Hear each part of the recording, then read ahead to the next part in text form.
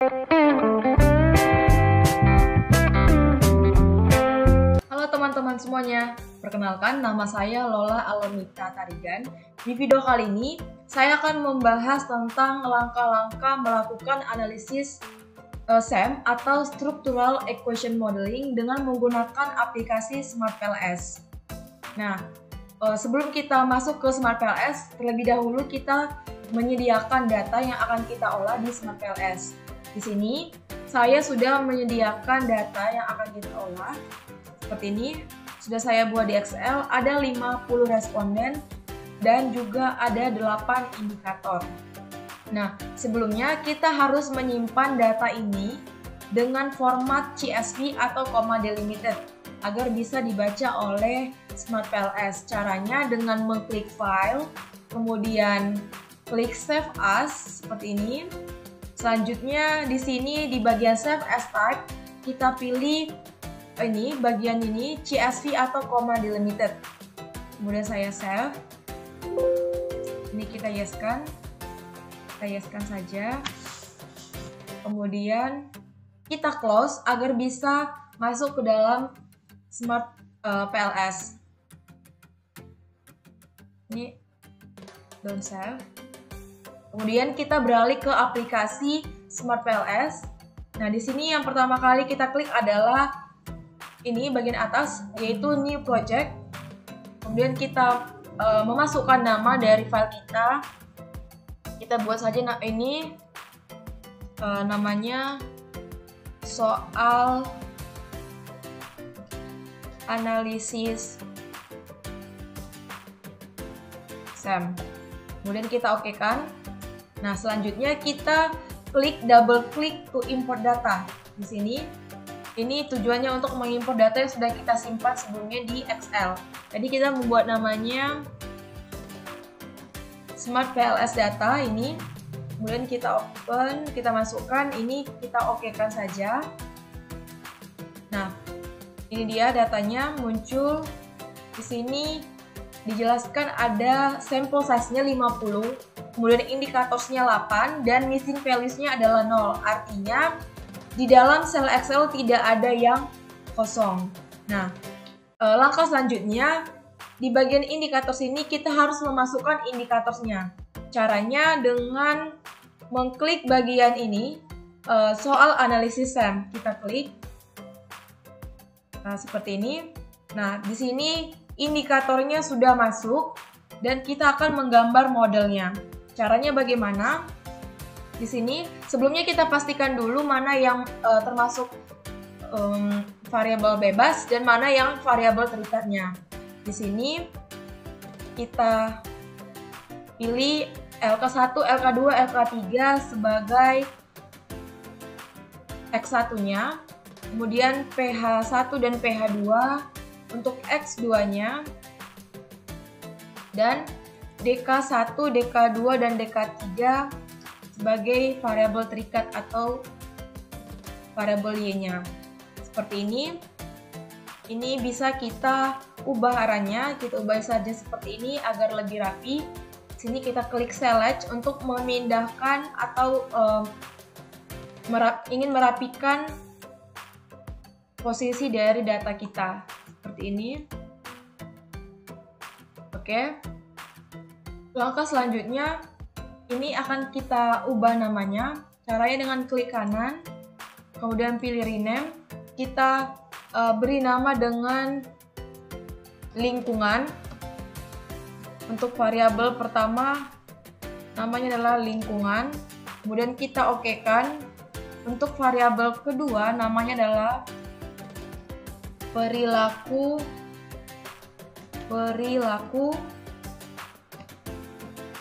hidup sehat. Kemudian kita okekan, dan untuk yang variabel laten ketiga kita beri nama derajat kesehatan. Seperti ini. Nah, setelah sudah seperti ini kita akan menghubungkan. Kita klik connect dari X1 ke Y. Seperti ini. Kemudian dari perilaku hidup sehat kita hubungkan ke derajat kesehatan. Nah, dia akan berubah menjadi biru seperti ini. Kemudian kita akan masuk ke dalam perhitungannya. Caranya dengan kita akan masuk ke dalam analisisnya langsung, yaitu dengan cara klik calculate, kemudian klik PLS algorithm seperti ini. Nah, untuk basic setting di sini tidak usah kita ganggu gugat, kita tinggal mengklik start calculation seperti ini. Kita tunggu. Nah, akan muncul hasil seperti ini.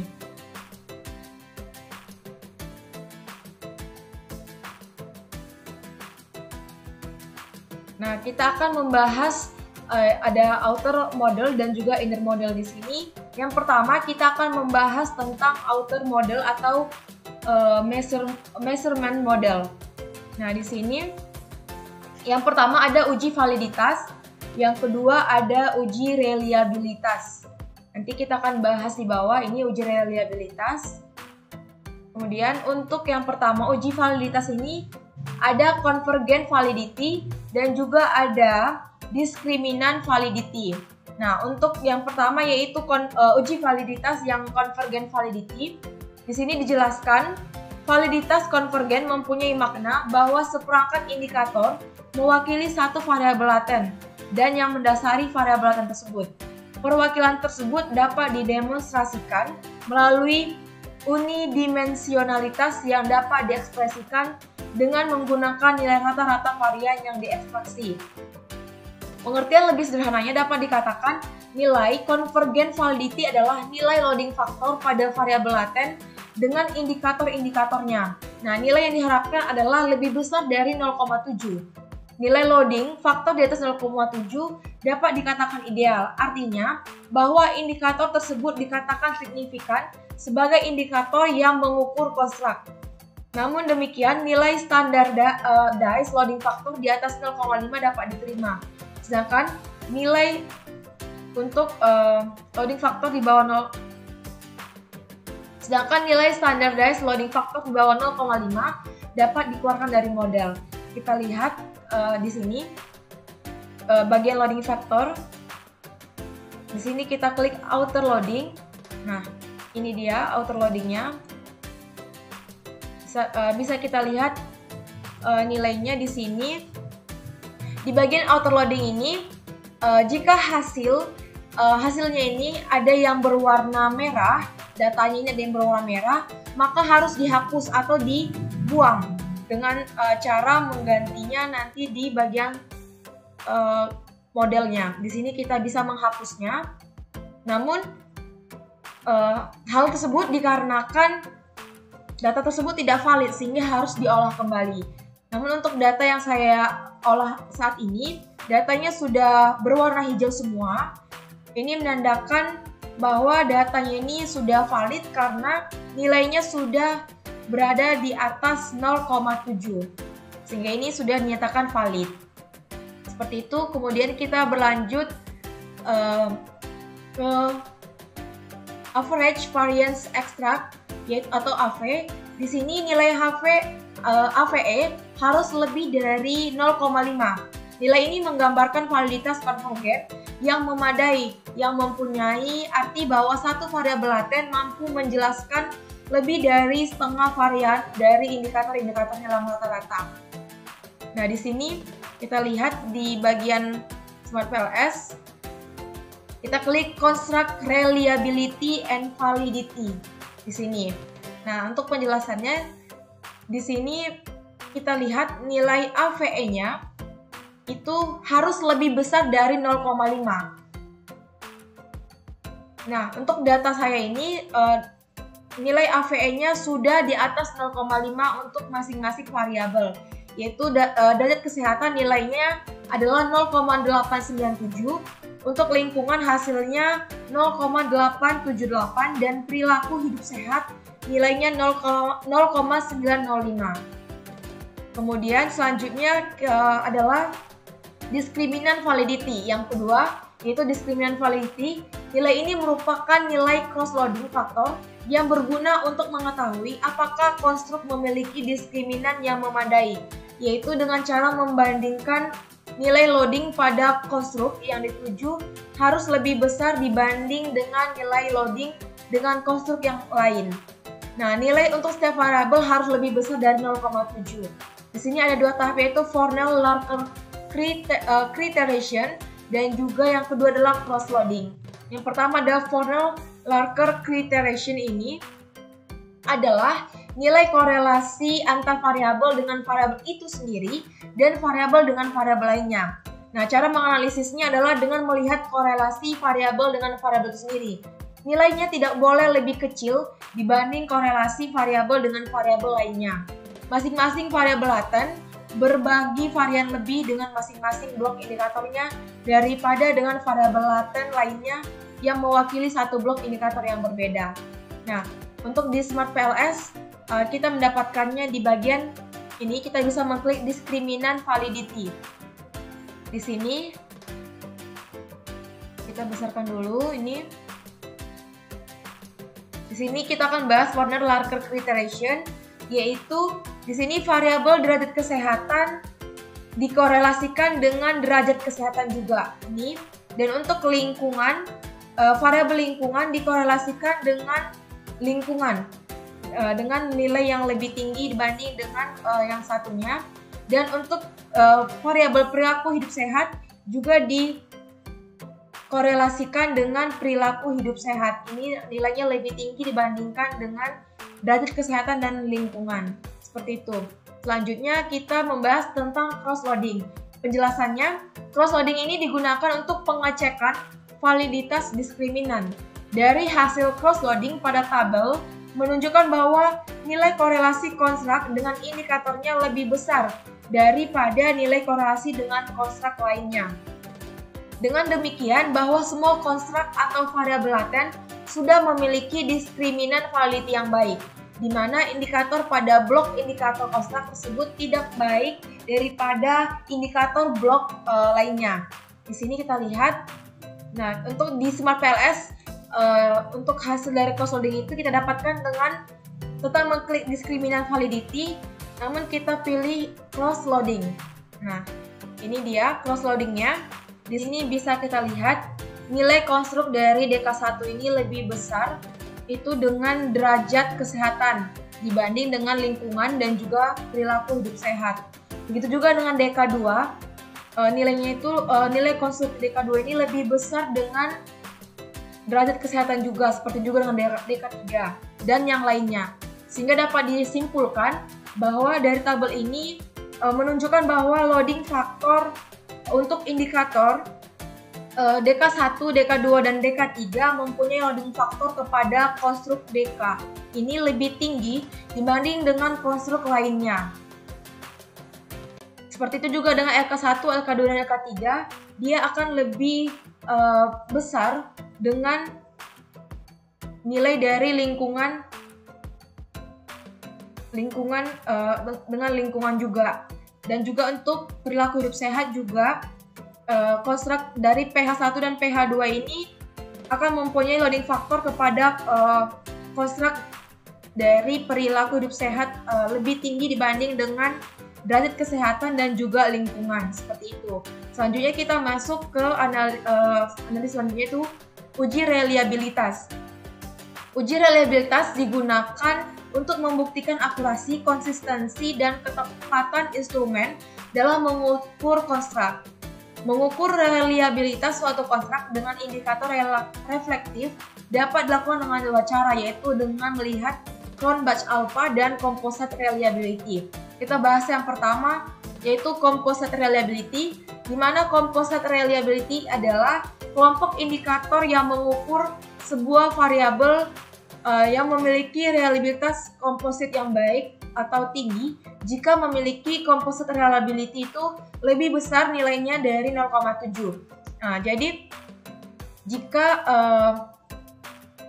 jika komposit ini lebih kecil dari 0,7 maka tidak reliable. Nah, berdasarkan tabel ini bisa dilihat bahwa nilai composite reliability baik untuk konstruk derajat kesehatan lingkungan maupun perilaku hidup sehat semuanya berada di atas 0,7. Sehingga dapat disimpulkan bahwa konstruk ini memiliki reliabilitas yang baik. Nah, untuk ini kita bisa lihat di bagian ini, konstruk reliability and validity. Di sini kita lihat di bagian composite reliability-nya, nilainya untuk ketiga variabel ini sudah di atas 0,7. Sehingga data ini dapat dikatakan reliable. Selanjutnya adalah Cronbach alpha. Di sini uji reliabilitas diperkuat dengan Cronbach alpha. Untuk nilai Cronbach alpha sendiri harus di atas 0,7 untuk semua konstruk. Di sini dapat kita lihat di sini di bagian construct reliability and quality, kita klik di bagian kita lihat di bagian Cronbach alpha. Di sini nilainya ini sudah di atas 0,7 juga. Sehingga nilainya juga sudah reliable, sudah valid. Nah, selanjutnya tadi kita sudah membahas outer model. Nah, yang selanjutnya kita akan membahas tentang evaluasi struktural model atau inner model. Nah, tahap kedua dalam evaluasi model adalah inner model. Inner model ini atau pengukuran bagian dalam disebut juga sebagai model struktural. Model struktural adalah model yang menghubungkan antar variabel laten. Nah, yang pertama di sini kita membahas tentang nilai R-square. Nilai R-square adalah koefisien determinasi pada konstruk endogen. Nilai R-square digunakan untuk mengukur tingkat variasi perubahan variabel independen terhadap variabel dependen. Nah, menurut Chin, itu pada tahun 1998, nilai R-square untuk nilai R-square yang sebesar 0,67 itu dinyatakan kuat, sedangkan 0,33 dinyatakan moderat, dan untuk nilai 0,19 dinyatakan lemah. Nah, untuk nilai R-square kita di sini adalah 0,883, di mana ini sudah dinyatakan kuat. Untuk di bagian Smart PLS sendiri, kita bisa lihat di bagian ini, di bagian R-square. Nah, di sini kita bisa lihat nilainya sudah di atas 0,7, yaitu 0,883. Selanjutnya, di sini dikatakan nilai R-square ini kita ubah ke dalam bentuk persentase, di mana nilai R-square ini kita ubah ke dalam bentuk persentase, di mana 0,883 ini kita kalikan dengan 100%, didapat 88%. Nah, 100% ini dikurang dengan 88% yang kita dapat, sisanya adalah 12%. Nah, dapat dijelaskan dari tabel ini bahwa pengaruh variabel lingkungan dan perilaku hidup sehat terhadap derajat kesehatan adalah sebesar 88%. Sedangkan sisanya, yaitu 12% ini, dipengaruhi oleh variabel lain yang tidak diteliti dalam penelitian ini. Kemudian kita masuk ke dalam koefisien jalur atau path coefficient. Nah, di sini kita bisa lihat path coefficient. Di sini bisa kita lihat pada Smart PLS, yaitu di bagian atas path coefficient. Nah, penjelasannya, evaluasi path coefficient digunakan untuk menunjukkan seberapa kuat efek atau pengaruh variabel independen kepada variabel dependen. Path coefficient memiliki area variabel yang berada pada rentang -1 sampai dengan +1. Nah, pada tabel ini dapat dilihat nilai dari semua variabel adalah positif. Baik lingkungan dan perilaku hidup sehat, nilai dari path coefficient-nya adalah positif, yaitu 0,585 dan 0,370. Sehingga artinya semua hipotesa pada data ini memiliki pengaruh yang positif. Seperti itu. Selanjutnya kita membahas tes statistik. Nah, tes statistik ini kita dapatkan dari ini kita pindah dulu ke Smart PLS. Kita dapatkan dari bootstrapping. Caranya kita kembali ke bagian ini, ke bagian modelnya, gambarnya. Kemudian kita klik kembali calculate. Di sini ada di bawah PLS algorithm ini ada kata bootstrapping, kita klik. Nah, seperti sebelumnya untuk settings di sebelah kiri tidak usah kita kotak-atik, kita biarkan saja. Kemudian kita klik start calculation. Kita tunggu. Nah, muncul outputnya seperti ini. Nah, kita akan membahas apa itu T statistik. Nah, di sini dikatakan apabila nilai dari T statistik itu lebih besar dari 1,96, maka data itu dikatakan signifikan. Nah, dari tabel ini kita lihat bahwa nilai semua T statistiknya adalah lebih besar dari 1,96, maka dapat dikatakan data ini signifikan. Nilai lingkungan terhadap derajat kesehatan nilainya signifikan, dan nilai perilaku nilainya signifikan dengan nilai 3,613, dan nilai dari perilaku hidup sehat terhadap derajat kesehatan nilainya juga signifikan dengan nilai 2,320. Nah, di sini kita lihat di bagian Smart PLS kita bisa mengklik di path coefficient. Kita lihat ini ada T statistik. Tadi dikatakan nilainya itu harus di atas 1,96. Di sini bisa kita lihat nilai kedua ini, lingkungan dan juga perilaku hidup sehat ini sudah di atas 1,96, sehingga data ini dapat dikatakan signifikan. Kemudian kita beralih ke predictive relevance. Apa itu predictive relevance? Predictive relevance adalah nilai untuk menunjukkan seberapa baik nilai observasi yang dihasilkan. Nah, nilai Y atau derajat kesehatan harus di atas 0. Ini harus 0. Jika nilainya di atas 0, berarti memiliki nilai observasi yang baik atau bagus. Di sini kita lihat di bagian Smart PLS ini. Di sini caranya adalah dengan kita kembali ke bagian model dari analisis SEM kita, kemudian kita klik calculate di sini, kemudian kita pilih blindfolding. Nah, kemudian kita start calculation. Kita tunggu. Nah, akan muncul hasilnya ini untuk dari hasil dari predictive relevance. Di sini kita lihat nilainya adalah 0,781. Nah, karena jika nilai tadi dikatakan jika nilainya tadi di atas 0, berarti dia memiliki nilai observasi yang bagus atau baik, dan sebaliknya jika nilainya di bawah 0, maka nilai observasinya tidak bagus, dan di sini nilainya sudah di atas 0. Nah, yang terakhir ada model fit. Nah, apa itu model fit?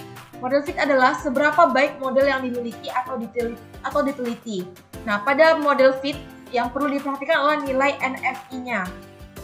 Di sini kita lihat model fit. Ini kita lihat dari hasil kembali ke Smart PLS, kita lihat dari hasil PLS algorithm. Nah, kita lihat bagian bawah ini ada model fit. Kita klik. Nah, di sini bisa terlihat nilai NFI-nya adalah 0,876. Jika dipersenkan, maka menjadi 87%. Jadi model yang kita miliki sudah 87% fit. Seperti itu untuk pembahasan dari outer model dan inner model dari analisis SEM menggunakan aplikasi Smart PLS. Demikianlah pembahasan yang saya bawakan mengenai langkah-langkah melakukan analisis data SEM menggunakan aplikasi Smart PLS. Semoga dapat berguna bagi teman-teman semuanya. Terima kasih buat teman-teman sudah menonton video ini.